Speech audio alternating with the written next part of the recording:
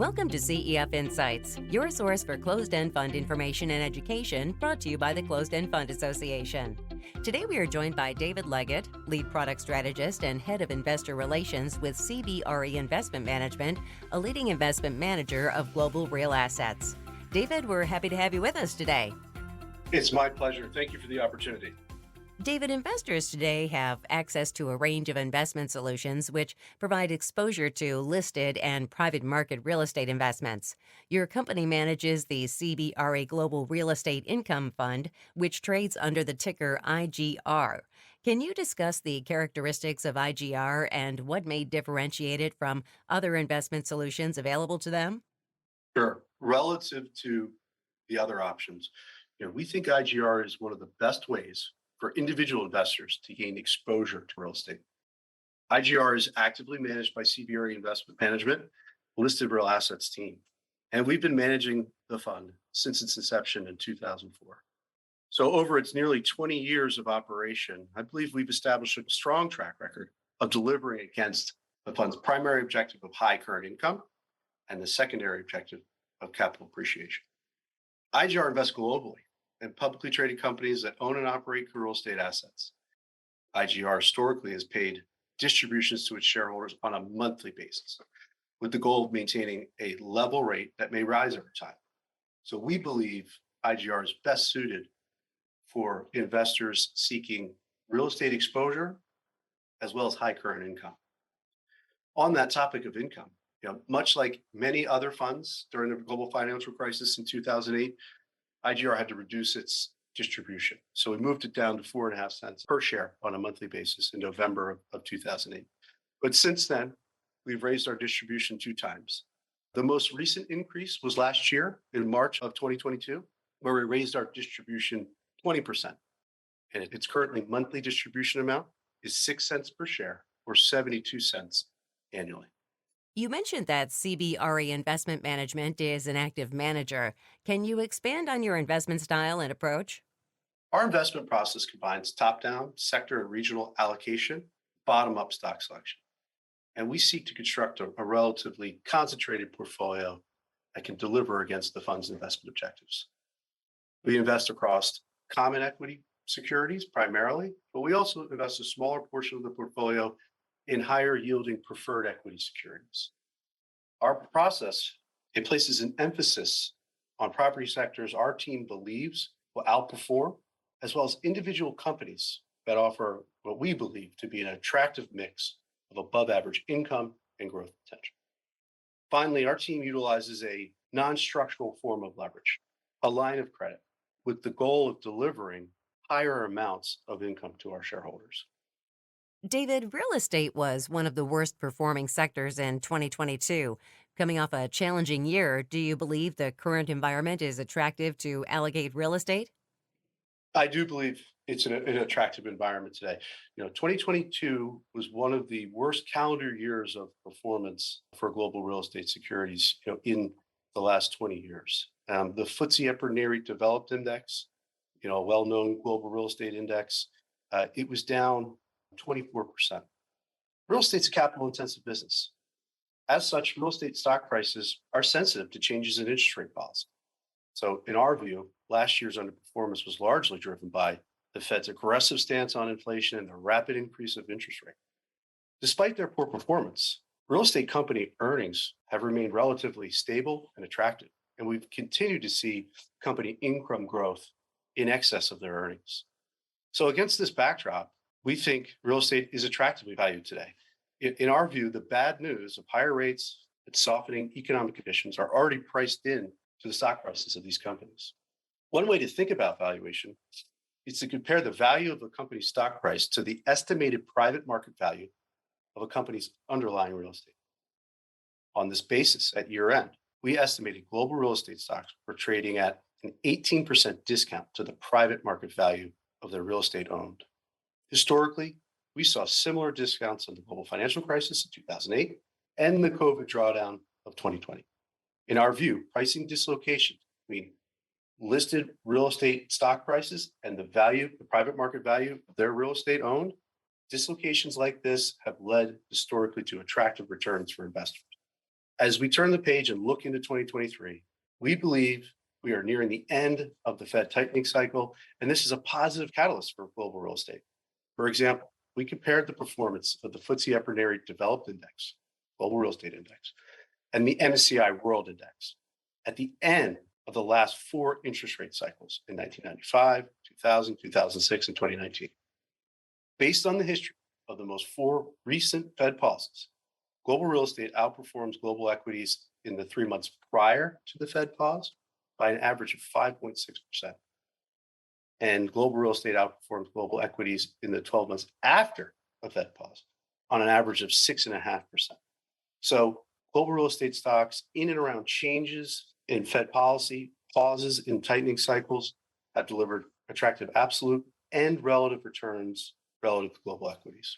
So our conclusion, after sort of analyzing historical market environments similar today, it suggests that conditions are favorable for global real estate investment. What investment themes does CBRE currently favor? Looking out in 2023, we expect property sectors aligned with long-term secular investment themes to perform well, especially in a decelerating economic environment.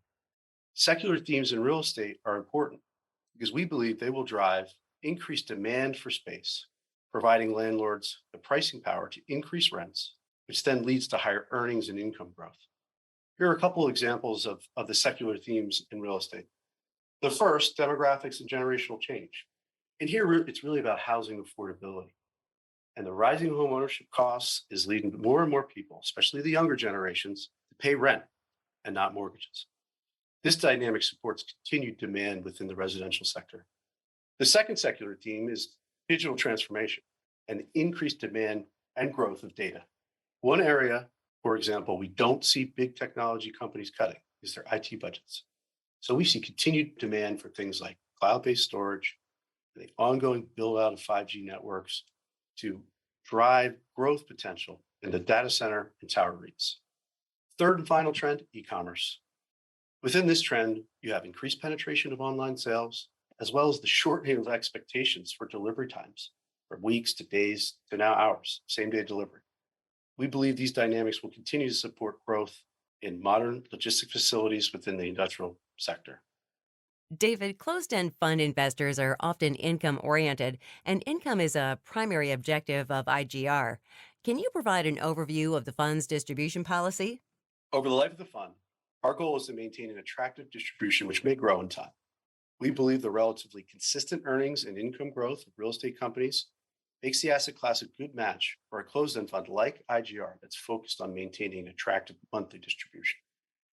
We seek to maintain a distribution rate that does not exceed the NAV growth of the fund over time, and therefore minimizes return of capital.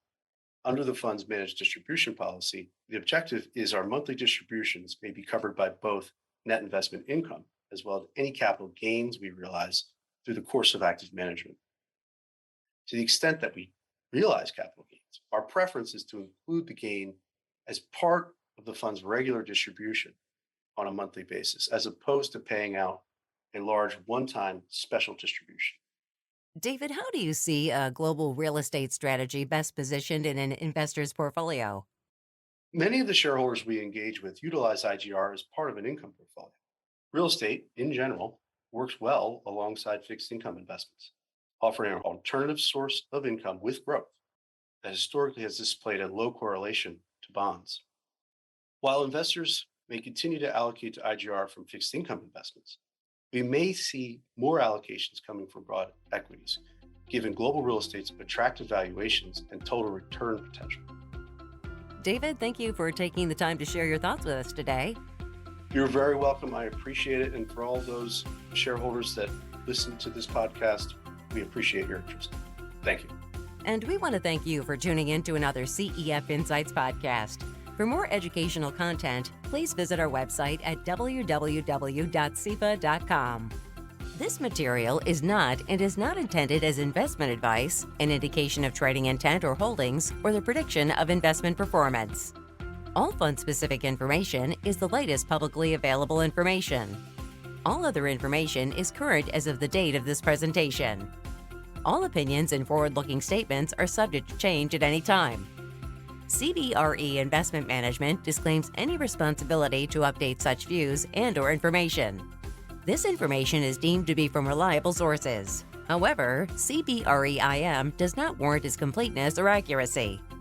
This presentation is not intended to and does not constitute an offer or solicitation to sell or a solicitation of an offer to buy any security, product, investment advice, or service, nor shall any security, product, investment advice, or service be offered or sold in any jurisdiction in which CBRE IM is not licensed to conduct business and/or an offer, solicitation, purchase, or sale would be unavailable or unlawful.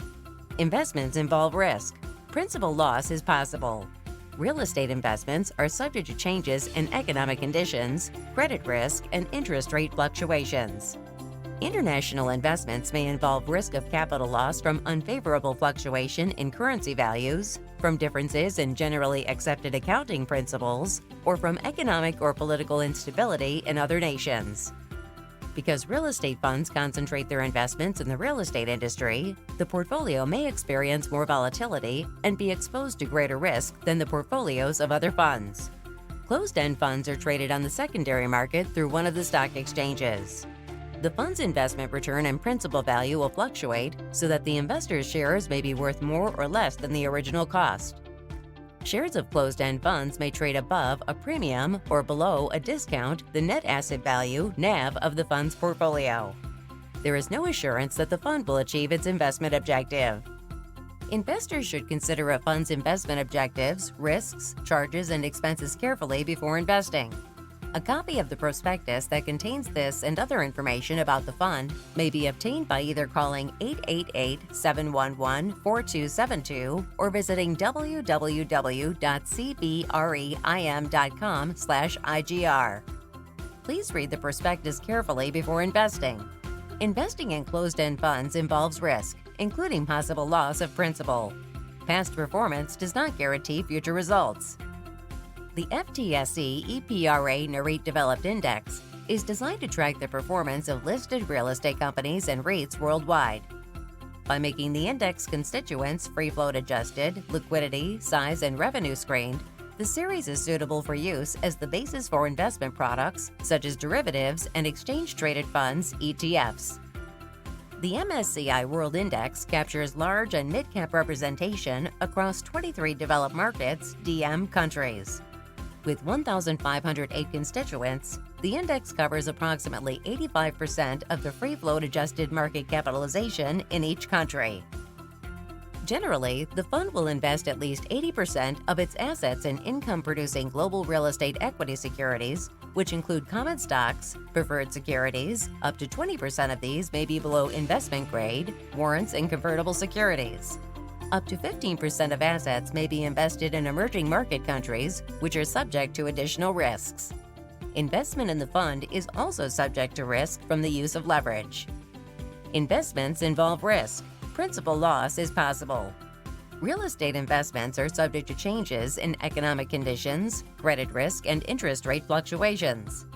International investments may involve risk of capital loss from unfavorable fluctuation in currency values, from differences in generally accepted accounting principles, or from economic or political instability in other nations.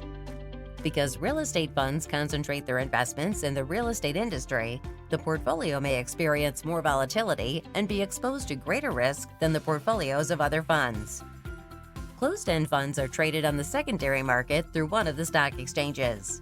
The fund's investment return and principal value will fluctuate so that an investor's shares may be worth more or less than the original cost. Shares of closed-end funds may trade above a premium or below a discount the net asset value (NAV) of the fund's portfolio. There is no assurance that the fund will achieve its investment objective. Registered Representative Services, Foreside Fund Services, LLC.